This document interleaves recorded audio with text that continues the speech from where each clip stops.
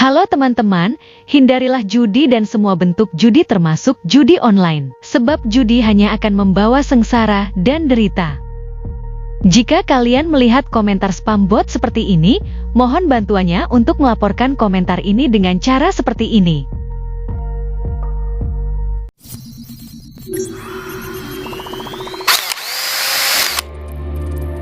Assalamualaikum warahmatullahi wabarakatuh. Selamat datang kembali di Rio Hotspot Channel.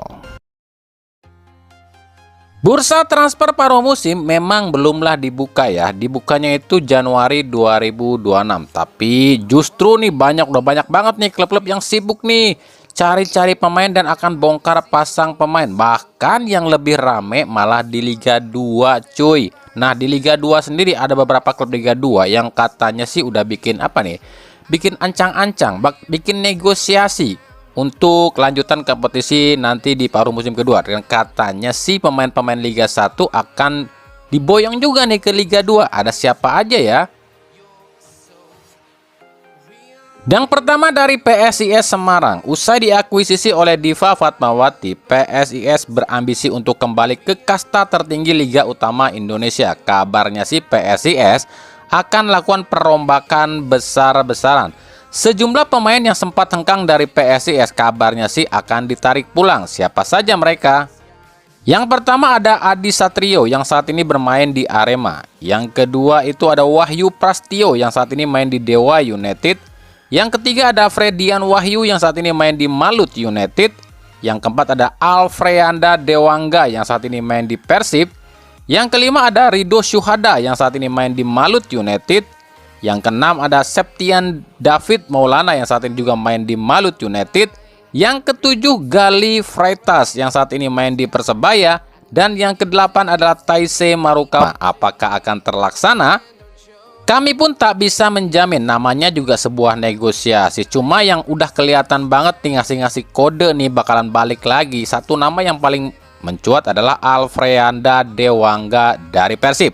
Bahkan kemarin Dewangga ini sempat memposting sebuah instastory saat dirinya masih berseragam di PSIS. Di Persib sendiri memang Dewangga ini cuma jadi penghangat bangku cadangan ya.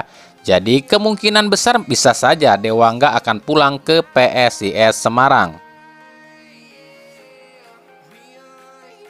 Yang kedua Barito Putra. Stefano Cugura kabarnya akan mengambil ataupun memboyong di sejumlah mantan pemainnya saat ia melatih di Bali United ya. Seperti Irfan Jaya, Agung Manan, Yabes Roni dan juga M. Rahmat. Nah, pemain-pemain ini kabarnya sih tengah dinegosiasi untuk dibawa Teko ke Barito di putaran 2 ini. Yang ketiga PSS Sleman. PSS pun kabarnya akan memboyong beberapa mantan pemain mereka di Liga 1 musim lalu untuk kembali bisa bermain di PSS di putaran 2 ini dan berambisi ke Liga 1 musim depan. Nama-nama seperti M. Ridwan yang saat ini ada di Malut United, Ricky Cawor yang saat ini tanpa klub, dan Irkam Mila yang saat ini ada di Persik Kediri. Yang keempat PSMS Medan. Nah, kalau yang ini agak beda nih. PSMS justru kabarnya akan membidik sejumlah pemain yang saat ini memang jarang dapat kesempatan tampil di klubnya di Liga 1. Seperti mungkin Abdul Aziz yang memang nggak terdaftar di Persib ya. Lalu juga ada Febri Haryadi yang jarang tampil di Persib, Haikal Al-Hafiz dan Iksano Zikrak dari Borneo FC dan lain-lain. Jadi menarik ya, bursa transfer paruh musim ini kayaknya sih akan lebih rame tim-tim Liga 2 nih yang akan banyak berburu pemain. Tapi ya bukan berarti tim-tim Liga 1 pun nggak banyak berburu. Buktinya sekarang itu udah berseliweran loh para agen ini, agen-agen dari klub iya, dari ya tiba-tiba jadi agen pun iya. Bahkan ada agen-agen yang tiba-tiba aneh ya, banyak lah berseliweran tuh katanya agen yang tiba-tiba bersetegang lah ini makanya banyak lah, makanya nantikan aja lah di bulan Januari nanti.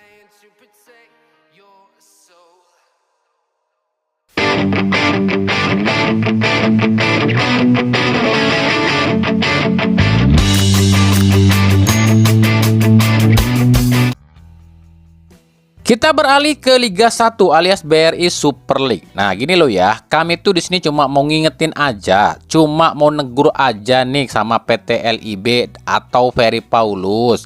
Karena di pekan 13 ini terjadi banyak banget hal-hal yang kontroversi yang harusnya kalau kata dia harusnya dilaksanakan dong, jangan cuma ke klub tertentu doang. Apa itu? Yang pertama, keributan dan juga kasus pemukulan supporter di laga Persebaya lawan Arema. Apakah akan ada sanksi nih? Yang kedua, kasus hadangan dan intimidasi supporter Borneo FC pada bus tim Madura United. Apakah akan mendapatkan sanksi? Yang ketiga, kasus rokok dan pembakaran kaos supporter Arema di laga Persebaya lawan Arema. Apakah ini termasuknya pelanggaran yang berat dan akan kena sanksi pengurangan poin juga? Yang keempat, lemparan botol kepada kepala pemain asing Arema nih oleh supporternya Persebaya. Apakah ini termasuk akan pelanggaran yang sangat berat, akan kena sanksi apa enggak nih?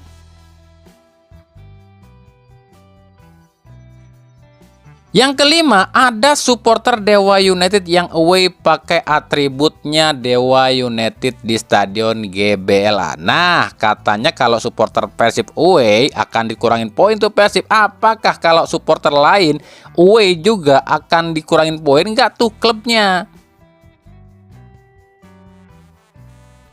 Yang keenam, ujaran kebencian dan rasisme terhadap supporter Viking di laga Persija lawan Persik Kediri. Apakah akan ada sanksi dari Komdis dan LIB?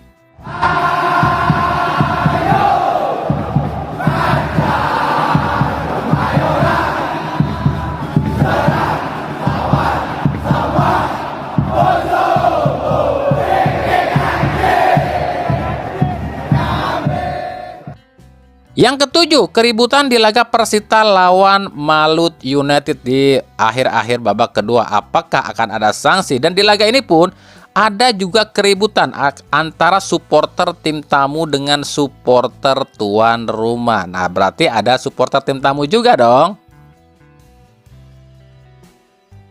Dan yang kedelapan, supporter Persis Solo away ke Bali. Apakah ini akan dapat teguran atau cuma teguran doang atau pengurangan poin seperti yang diucapkan si Paul? Makanya kemarin kami protes saat si Paul ngomong katanya supporter Persib akan didenda lagi ataupun Persib akan kurangin poin karena kalau supporter Persib away lagi. Kan kami sudah bilang di setiap pertandingan di BRI Super League itu udah pasti ada supporter away-nya. Tapi kenapa cuma supporter Persib yang away terus katanya klubnya akan dikurangin poin? Tapi kita pun jangan terlalu berharap pada Komdis akan menghukum tim-tim yang dekat dengan LIB dan juga Komdis. Buktinya aja gak usah jauh-jauh itulah, wong kerusuhan, keributan lah. Di pekan berapa tuh 12 ya antara Persija lawan Arema aja sampai sekarang pun belum ada kejelasan nih keputusan dari PT Liga dan juga Komdis PSSI apakah ada hukuman atau enggak, benar apa benar? Makanya ya kalau kami lihat ada yang komentar, lo belain Persib karena Persib itu kan klub lu kan. Bukan begitu. Kami itu menyampaikan seperti ini cuma lagi menghantam ketidakadilan. Kalau kalian setuju dengan apa yang diucapkan oleh Ferry Paulus, berarti kalian sama iblisnya dong dengan Ferry Paulus. Gitu aja. Sekarang gini, kalau kami balik, seandainya yang mengalami hal seperti ini adalah klub kesayangan kalian, apa kalian gak akan ngoceh-ngoceh juga? Alah, jangankan itu. Wong kalian aja nih ya dilarang pakai jis aja, kalian udah ngoceh-ngoceh. Ada.